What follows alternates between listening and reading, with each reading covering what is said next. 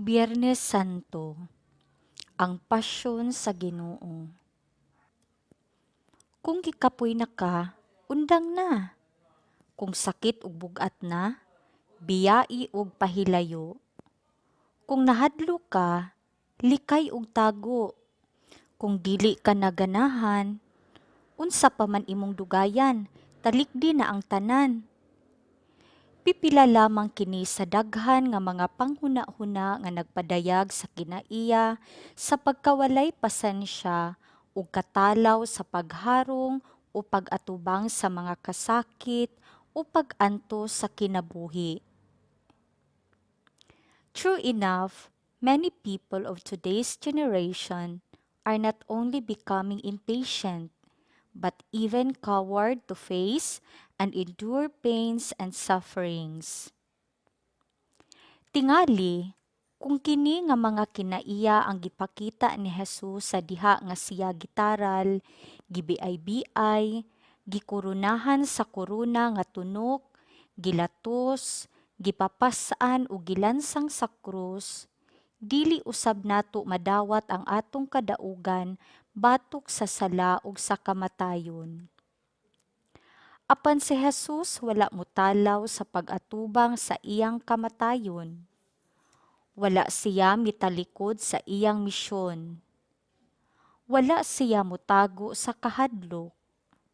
Hinuon, maisugo niya kini nga giatubang uban sa mapaubsanong pagdawat sa kabubuton sa Amahan nga mao ang pagluwas kanatong tanan. Ug karong adlaw, atong nadungog ang iyang tingog nga nag-ingon, natapos na. Dili lamang ang iyang mga pag-antos ang natapos, apan labaw sa tanan, natapos usab ni Jesus nga malampuson ang iyang misyon sa pagpangluwas. Angay nga maghimaya gayud kita diha sa krus ni Kristo nga mao ang nahimong timaan sa atong kaluwasan. Ang krus nga sa karaang panahon timaan sa silot sa mga tawo nga kriminal, kang Kristo kini ang timaan sa walay sukod nga gugma sa Dios. Ang kadaugan ni Jesus sa krus naghagit kanato nga kita mamahimo usab nga maisugon sa pag-atubang sa daghan kaayong mga kasakit ug hagit sa kinabuhi, ilabi na diha sa atong pagbarog ug pagpuyo sa atong pagtuong Kristohanon.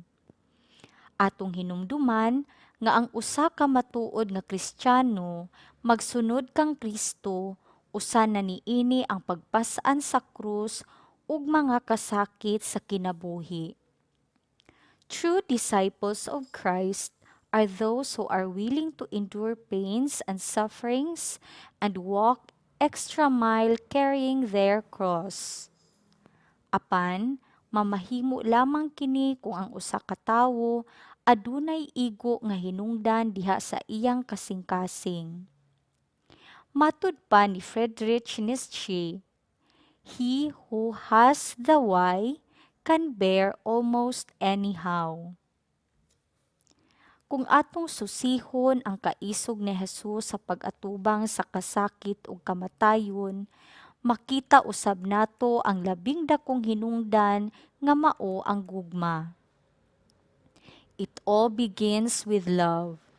It is all about love, and it will culminate in love. Ang katiunay sa gugma ni Kristo, una sa tanan ngadto sa iyang amahan ug sa iyang pinalanggang katawhan, mao ang igo nga hinungdan sa iyang maisugon nga pagharong sa kasakit ug kamatayon. The triumph of the cross, therefore, is above all the triumph of love. Karong adlaw, hiusahon ta ang tanantang mga kasakit ug mga pag-antos diha sa kasakit ug pag-antos ni Jesus ug uban ta si Kristo sa pagpas-an niini diha sa malisod nga dalan sa tagsa-tagsa nato ka kinabuhi hangtod nga kita moabot sa atong kadaugan ug sama ni Jesus kita usab makalitok sa mga pulong nga nag-ingon, natapos na. And in doing so, let our love for God and others motivate us so that our triumph over our cross will also become a triumph of love. Mga igsuon, magpadayon kita karon sa pagsaulog nga mahandumon sa misteryo sa kasakit, kamatayon ug pagkabanhaw sa atong Ginoo. Sumala sa balaang kasulatan, karong taknaa, mao ang pagkamatay ni Jesus sa krus. Isip mga Kristohanon, kita nagatuo nga ang iyang kamatayon sa krus dili usa ka kapildihan. Kini usa sa kadaugan batok sa sala ug kamatayon. Ang atong pagsaulog karong hapuna langkuban sa tulo ka bahin. Ang pagsaulog sa pulong sa Dios, ang pagsimba sa krus ug pagkalawat. Ug aron mahimong makahuluganon kining atong pagsaulog, pangayuon ta sa Ginoo nga bag-ohon niya ang atong kasing-kasing aron maandam kita nga way kahadlok alang sa atong kinabuhi, aron sa ingon ang gingharian ug sa kamatuoran atong maangkon ug masinati bisan ania pa kita ning kinabuhia. Kinutlo gikan sa basahon ni Propeta Isayas. Ang Ginoo miingon, mulampos gayod ang akong alagad, magamhanan siya og pasidunggan pag-ayo. Daghan ang mahibulong kaniya, kay nadaot man pag-ayo ang iyang panagway ug dili na kini hitsurag tawo. Mahibulong usab kaniya ang daghang mga nasod. Ug maamang ang mga hari sa iyang atubangan, kay ila mang makita kadtong wala isugilon kanila, ug makasabot sila ni adtong wala nila hidunggi. Ang mga tawo mitubag, kinsay makatuo sa amo karong gisangyaw? Kinsay makatuo nga buhat kini sa Ginoo? Kay kabubuton sa Ginoo nga ang iyang alagad mutubo daw tanom diha sa ugang yuta. Wala siya'y kaambo nga makadani kanato, ug dili siya gwapo nga mabihag kita kaniya. Gitamay nato siya og isalikway. Nakasinati siyag mga kagul-anan ug mga pag-antos, wala gani mo tan-aw kaniya. Wala nato siya tagda o gipakawalay bili lamang. Apan giantos niya ang mga kasakitan nga kita untay angay magantos o gipas-an ang atong mga alantuson. Apan giisip ta nga ang iyang pag-antos silot kaniya sa Dios. Gisamaran siya tungod sa atong mga sala, nangapango siya tungod sa atong pagkadautan. Giantos niya ang kastigo nga maoy nakaluwas kanato ug pinaagi sa iyang mga labod na nga ayo kita. Kitang tanan sama sa mga karnero nga nasalaag. Wala mo subay sa hustong dalan, apan siya'y gidakdakan sa Ginoo sa tanantang kasalanan. Bisag gidaog-daog siya o gipaantos pag-ayo, nagpakahilom lamang siya. Sama sa nating karnero nga gidala ngadto sa ihawan, ug sama sa karnero atubangan sa mualot kaniya, wala gayud siya'y timik. Gitaral siya nga hinikawan sa hustisya, ug walay nanumbaling sa iyang gidangatan, gihunusan siya sa iyang kinabuhi tungod sa atong kalapasan. Giandaman siya lubnganan tipon sa mga kriminal, gilubong siya uban sa usa ka dato, bisag wala siya makabuhat og dautan ni makasultig bakak. Ang Ginoo nag-ingon, Maoy akong kabubuton ang pagpaantos o pagsakit kaniya, sa dihang gihimo niya ang iyang kaugalingon, ingon nga halad alang sa sala, makita niya ang iyang mga kaliwat ug makabaton siyag taas nga kinabuhi, o pinaagi kaniya matuman ang laraw sa Ginoo. Inikatapos sa iyang mga pag-antos, malipay na usab siya ug masayod siya nga wala makawang ang iyang mga pag-antos. Siya ang matarong kung alagad ug siya maoy mupas-an sa silot sa katawhan aron mahimo silang matarong. Busa, pasidunggan ko siya uban sa mga bantugan o gamhanan kay nagpakamatay man siya tipon sa mga kriminal. Gipas-an niya ang sala sa daghang mga tawo ug siya'y nag-antos puli kanila ug nag-ampo aron sila pasayloon. Ang pulong sa Ginoo. Salmo responsoryo. O Amahan, gitugyan ko ang akong kinabuhi diha sa imong mga kamot. Diha kanimo o Ginoo, nagadangup ako, nga dili gayud unta ako kaulawan sa imong katarong luwasa ako. Sa imong mga kamot, gitugyan ko ang akong espiritu, imo akong luwason o Ginoo, o matinud-anong Dios. O Amahan, gitugyan ko ang akong kinabuhi diha sa imong mga kamot. Alang sa tanan natong mga kaaway, nahimo akong salawayon, usa ka kataw-anan alang sa akong mga silingan, ug usa ka kahadlukan alang sa akong mga higala, ang nakakita kanako sa gawas, nagpahilayo kanako. Hikalimtan ako sama sa mga minatay nga wala hinumdumi, sama ako sa usa ka panaksan nga buak. O Amahan, gitugyan ko ang akong kinabuhi diha sa imong mga kamot.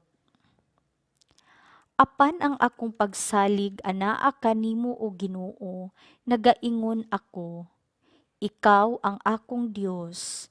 Sa imong mga kamot anaa ang akong destino. Luwas sa ako gikan sa gahom sa akong mga kaaway ug mga manggugukod. O Amahan, gitugyan ko ang akong kinabuhi diha sa imong mga kamot.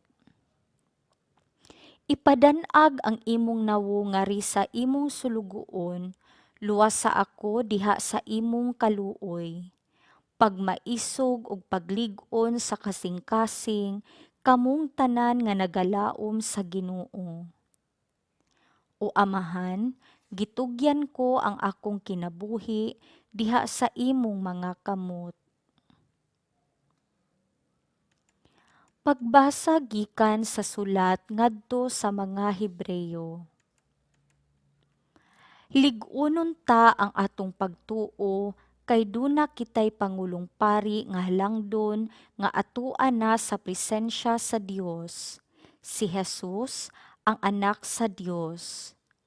Ang atong pangulong pari dili sama sa ubang pari nga dili mobatig kaluoy sa atong mga kahuyang. Hinunua, usa siya ka pangulong pari nga gitintal sa tanang paagi sama kanato, apan wala gayud makasala. Busa magmasaligon kita ug moduol sa trono sa Dios, diin atoa ang grasya aron madawat nato ang kaluoy ug ang grasya nga atong gikinahanglan. Sa dinhi pa siya sa kalibutan, nag-ampo og nangaliyupo si Jesus uban sa makusog nga pagtuwaw ug mga luha ngadto sa Dios nga may gahom sa pagluwas kaniya sa kamatayon.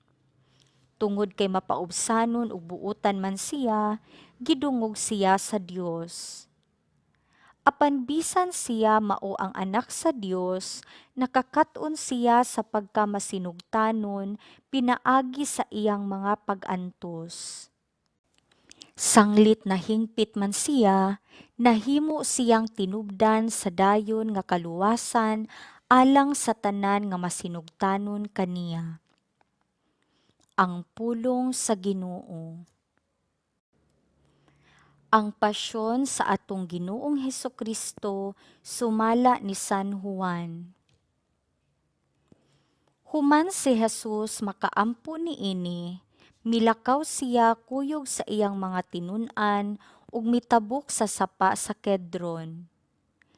Niadtong dapita may usa ka tanaman ug misulod niini si Jesus ug ang iyang mga tinun-an. Si Judas ang nagbudhi kaniya, nakatultol niining dapita kay si Jesus ug ang iyang mga tinun-an mag-adtuan man didto.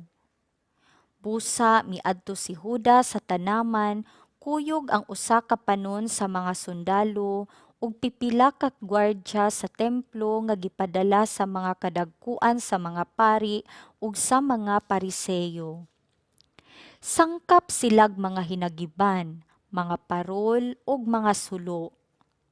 Nasayod si Jesus sa tanan nga mahitabo kanila, busa mitagbo siya kanila ug miingon, "Kinsay inyong gipangita?" Sila mitubag, "Si Jesus nga taga Nazaret." Ako," siya miingon. Si Judas ang nagbudhi kaniya, nagbarog didto uban kanila. Sa pag-ingon ni Jesus kanila, "Ako," misibog sila og nangatumba. O gipangutana sila pag-usab ni Jesus, "Kinsay inyong gipangita?"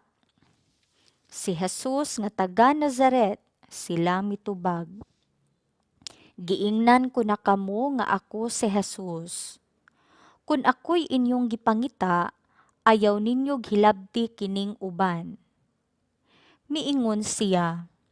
Gisulti niya kini aron matuman ang iyang giingon.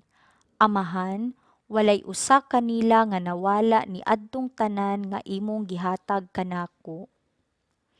Unya si Simon Pedro nga may espada, milanit niini ug gitigbas niya ang ulipon sa Pangulong Pari ug naputol ang tuong dalunggan sa ulipon. Miingon si Jesus kang Pedro, "Isakob ang imong espada.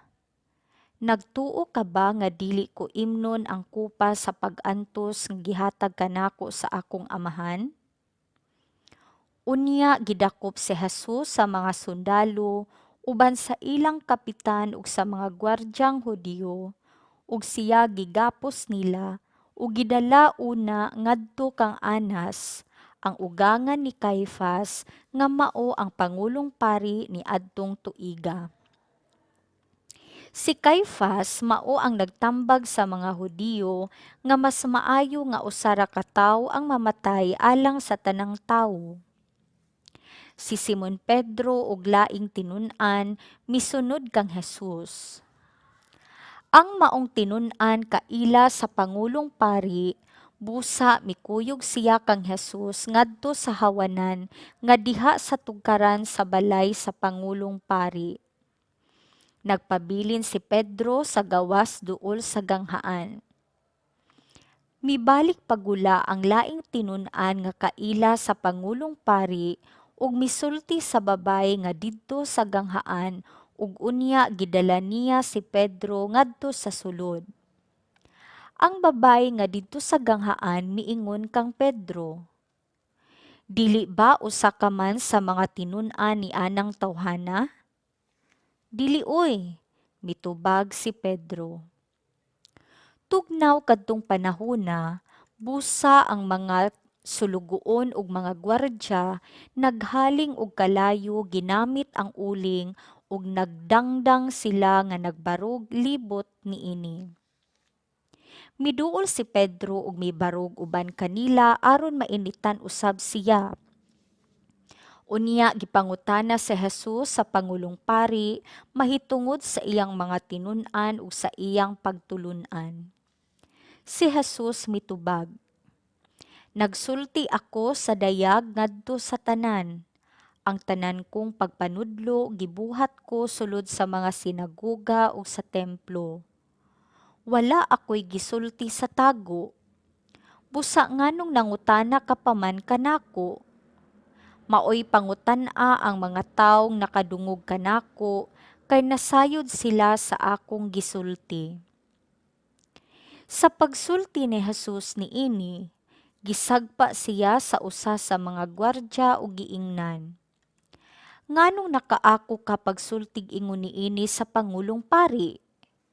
Si Jesus mitubag kaniya, "Kun may sayop ako sa akong gisulti, ipahayag kini sa tanan nga ania dinhi. Apan kun husto ako, nganong gisagpa mo man ako?" Unya, ginapos gihapon, gipadala siya ni Anas ngadto kang Caifás, ang Pangulong Pari. Niadtong higayuna nagtindog gihapon si Pedro duol sa kalayo. Busa ang uban miingon kaniya, "Dili ba usa ka man sa mga tinun-an ni anang tawhana?" Apan milimod si Pedro, "Dili uy," miingon siya. Unya usa sa mga ulipon sa Pangulong Pari, paryente sa tawo kansang dalunggan giputol ni Pedro nangutana, "Dili ka ba ang akong nakit-an uban kaniya didto sa tanaman?" Ug si Pedro miingon na usab, "Dili." Ug diha-diha may mitugtugaok nga manok. Unya gikan sa balay ni Caifás, ilang gidala si Jesus ngadto sa palasyo sa gobernador.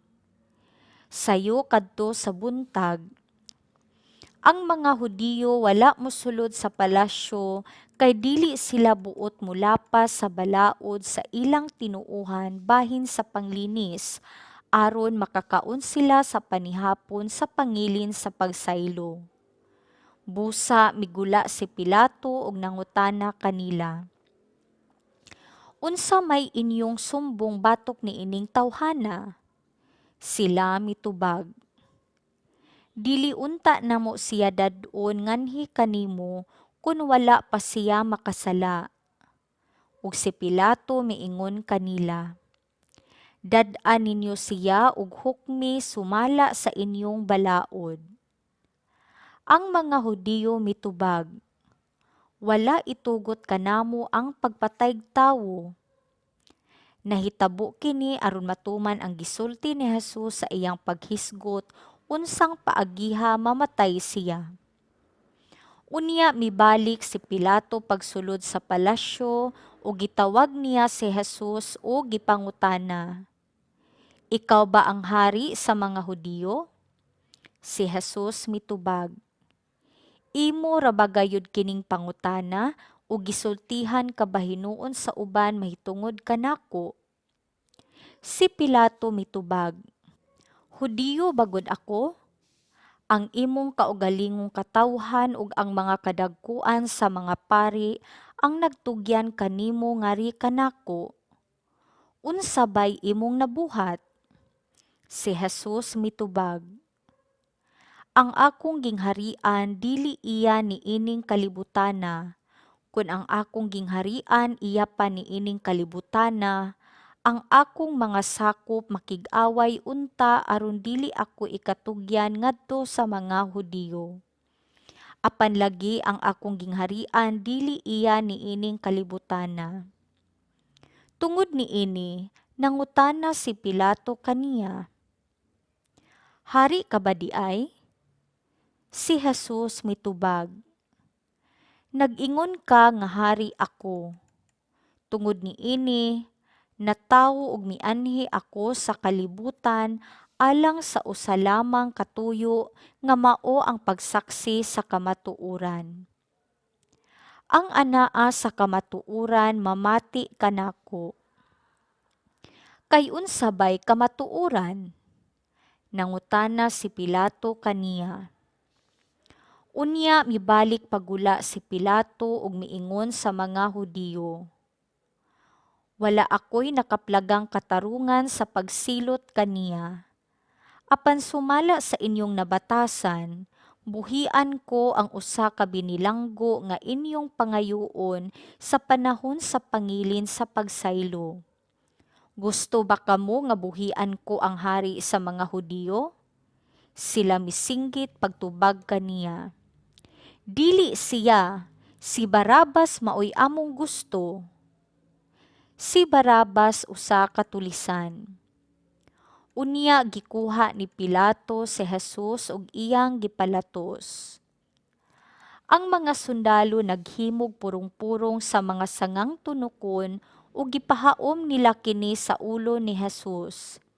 Gisuluban usab nila siya og sapot nga dagtong pula ug nanuol sila kaniya ug miingon, mabuhi ang hari sa mga Hudiyo. Ug siya gipanagpa nila. Unya migula na usab si Pilato ug miingon sa mga tawo, karon dadon ko siya nganhi kaninyo aron mahibalo kamo nga wala ako'y nakaplagang katarungan sa pagsilot kaniya. Busa migula si Jesus nga nagsulob sa purong-puro nga tunokon ug sa sapot nga dagtong pula. Unya miingon si Pilato kanila, ania ang tawo. Sa pagkakita sa kadagkuan sa mga pari sa mga gwardya kaniya, naninggit sila. Ilansang siya sa krus, ilansang siya. Si Pilato miingon kanila, kun mao kana, kuhaa siya og ilansang sa krus. Wala ako'y nakaplagang katarungan nga silutan ko siya. Ang mga Hudiyo mitubag, aduna kami balaod nga nagsugo nga angay siyang patyon kay siya nagpakaanak sa Dios. Sa pagkadungog ni Pilato niini, misamot siya kahadlok. Busa mibalik siya pagsulod sa palasyo ug nangutana kang Jesus, tagadiin ka ba gayud? Apan si Jesus wala motubag kaniya. Busa si Pilato miingon kaniya, dili ka ba motubag kanako? Wala ka ba mahibalo nga ako may gahom sa pagbuhi kanimo ug sa pagpalansang kanimo sa krus? Si Jesus mitubag, wala ka untay gahom kanako kun wala pa kini ihatag kanimo sa Dios. Busa ang tawo nga nagtugyan kanako nga naha kanimo, masad-an pa kay kanimo. Sa pagkadungog ni Pilato niini, naninguha siya sa pagbuhi kaniya. Apan ang mga Hudiyo misinggit. Kun buhian siya, nagpasabot kana nga dili kahigala sa emperador, kay bisan kinsay magpakahari, kaaway sa emperador. Sa pagkadungog ni Pilato niini, gidalan niya si Jesus sa gawas ug milingkod siya sa lingkuranan sa maghuhukom didto sa dapit nga ginganlag ang plataporma nga bato. Sa Hebreyo, ang ngalan niini Gabata. Hapit na kadto maudto sa bispira sa pangilin sa pagsaylo. Unya si Pilato miingon sa mga Hudiyo, ania ang inyong hari? Apan sila naninggit sa pagtubag, patya siya, patya, ilansang siya sa krus. Si Pilato nangutana kanila, gusto ba ninyong ipalansang ko sa krus ang inyong hari? Ang kadagkuan sa mga pari mitubag, wala kami hari gawas sa emperador. Tungod niini, gitugyan ni Pilato si Jesus ngadto kanila aron ilansang sa krus. Busa ilang gidala si Jesus. Migula siya nga nagpas-an sa krus ug miabot sa dapit nga ginganlag dapit sa kalabera. Sa Hebreyo ginganlan kini Golgota. Ug didto siya gilansang nila sa krus. May duha usab ka tawo nga gilansang nila sa krus diha sa isig kakilid ni Jesus. Nagsulat si Pilato og pahibalo ug gipabutang niya kini sa krus ni Jesus. Ang iyang gisulat mao kini: Jesus nga taga Nazaret, ang hari sa mga Hudiyo. Daghang mga Hudiyo nakabasa niini kay ang dapit diin gilansang si Jesus dili man layo sa syudad. Ang pahibalo gisulat sa Hebreyo, sa Latin ug sa Griego. Ang mga kadagkuan sa mga pari miingon kang Pilato, ayaw isulat nga hari siya sa mga Hudiyo, kundili nga miingon siya, ako ang hari sa mga Hudiyo. Apan si Pilato mitubag, ang nasulat ko, dili ko na ilisan. Tapos si Jesus ikalansang sa mga sundalo didto sa krus, gikuha nila ang iyang sapot o gibahin sa upat, usa ka bahin sa matag sundalo. Gikuha usab nila ang biste nga taas nga walay tinahian. Ang mga sundalo nag-ingnanay, dili nato kini gision, magripa hinuon kita kun kinsay makapanag-iya niini. Nahitabo kini aron matuman ang bahin sa kasulatan nga nag-ingon, gibahin-bahin nila ang akong sapot o giripahan nila ang akong biste. Busa gibuhat kini sa mga sundalo. Duol sa krus ni Jesus, nagbarog ang iyang inahan ug ang igsuon sa iyang inahan, si Maria nga asawa ni Cleofas ug si Maria Magdalena. Sa pagkakita ni Jesus sa iyang inahan ug sa tinun-an nga iyang gimahal nga nagbarog didto, miingon siya sa iyang inahan, "Babaye, ania ang imong anak." Unya miingon siya sa tinun-an, "Ania ang imong inahan." Sukad niadto, gipatipon si Maria pagpuyo sa tinun-an. Human niini, si Jesus nga nasayod nga ang tanan natuman na, ug aron pagtuman sa kasulatan miingon, "Giuhaw ako." Didto may usa ka panaksan nga puno sa suka ug nagtunlob silag espongha sa suka ug gibutang sa usa ka sanga sa isupo ug giisa nila kini ngadto sa iyang baba. Human makatilaw si Jesus sa suka, miingon siya, "Natapos na." Unya miduko siya ug namatay. Ang mga Hudiyo mihangyo kang Pilato nga balion nila ang mga bitiis sa mga tawo nga gilansang sa krus ug unya kuhaon sila. Gihimo nila kini kay Biyernes man kadto, adlaw sa pagpangandam, ug dili sila buot nga magpabilin ang mga lawas didto sa krus sa adlawng igpapahulay, sanglit ang umaabot nga adlawng igpapahulay balaan man kaayo. Busa na ngadto ang mga sundalo ug ilang gipamali ang mga bitiis sa duha ka tawo nga gilansang sa krus uban kang Jesus. Apan sa pagduol na nila kang Jesus, nakita nila nga patay na siya, busa wala na nila balia ang iyang mga bitiis. Apan ang kilid ni Jesus giduslak sa usa sa mga sundalo sa iyang bangkaw ug diha-diha mibuhagay ang dugo ug tubig. Ang tawo nga nakakita niining hitabuan nagmatuod niini aron manuo usab kamo. Tinuod og kasaligan ang iyang gisulti ug nahibalo siya nga nagsulti siya sa tinuod. Gihimo kini aron matuman ang bahin sa kasulatan nga nag-ingon, walay bukog niya nga balion. Ug may lain pa gayong bahin sa kasulatan nga nag-ingon, ang mga tawo mutan-aw kaniya nga ilang gidughang. Human niini, si Jose nga taga Arimatea mihangyo kang Hesus nga kuhaon niya ang lawas ni Hesus. Si Jose usa ka sumusunod ni Hesus apan sa tago lamang kay nahadlok man siya sa mga kadagkuan sa mga Hudiyo.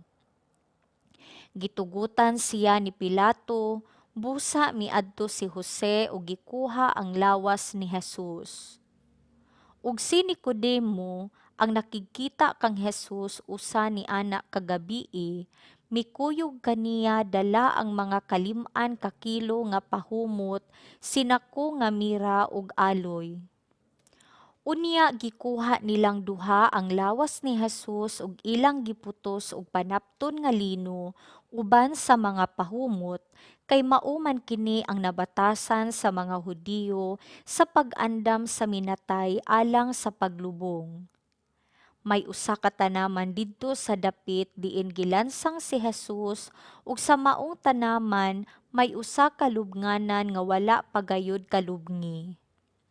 Ug sanglit adlaw man kadto sa pagpangandam ug kay duol raman ang lubnganan, ilang gilubong si Hesus didto.